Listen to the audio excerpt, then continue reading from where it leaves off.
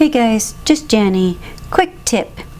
If you're filling your hollow knife handles with sand to weight them, and you're going to put a tube like these, I have these brass tubes, and you need to plug it so that the sand doesn't come out, these clickable erasers are perfect.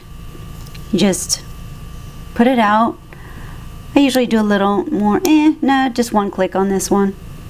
Slice it off with your razor blade, and you have a nice little plug. Now this one is kind of a loose fit, and you can see just falls in.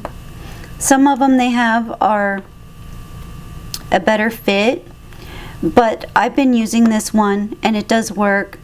Just put your glue on the sides, and once it's a tacky and stays, you can turn it on end and just put some more glue on the top to get any gaps, and it works just fine.